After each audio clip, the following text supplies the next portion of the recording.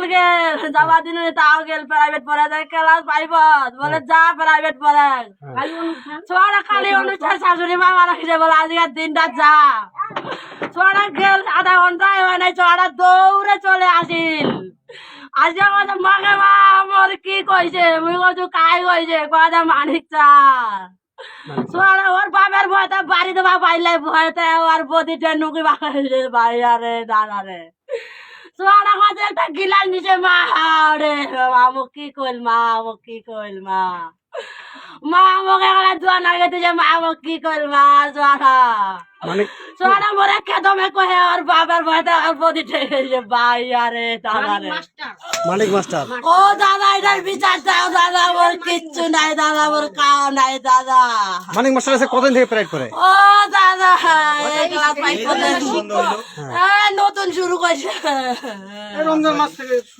ব্যবস্থা গ্রহণ করা হবে কিনা এই যে আজকে যে ঘটনাটা ঘটলো এটা নিঃসন্দেহে দুঃখজনক।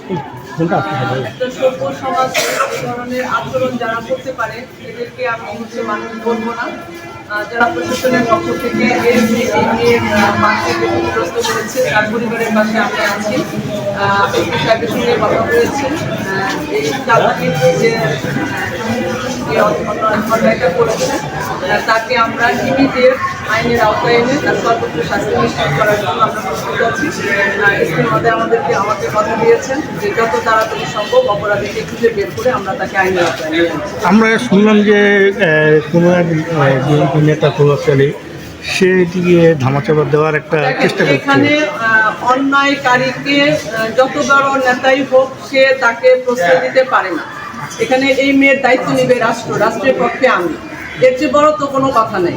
অন্যায়কারীকে আমরা কেউ প্রশ্রয় দিব না, নেতা সে যত বড় নেতাই হোক এটা আমরা সবাই তার বিরুদ্ধে দাঁড়াবো।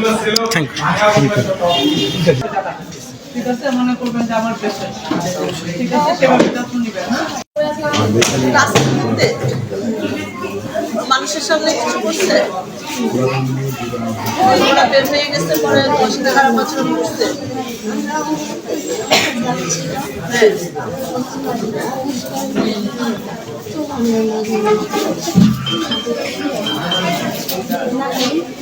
ঠিক আছে, তুমি ভয় পাইও না, হ্যাঁ, আমরা সবাই তোমার সাথে আছি, ঠিক আছে। যে অন্যায় করেছে তার অবশ্যই দৃষ্টান্তমূলক শাস্তি, তুমি ভয়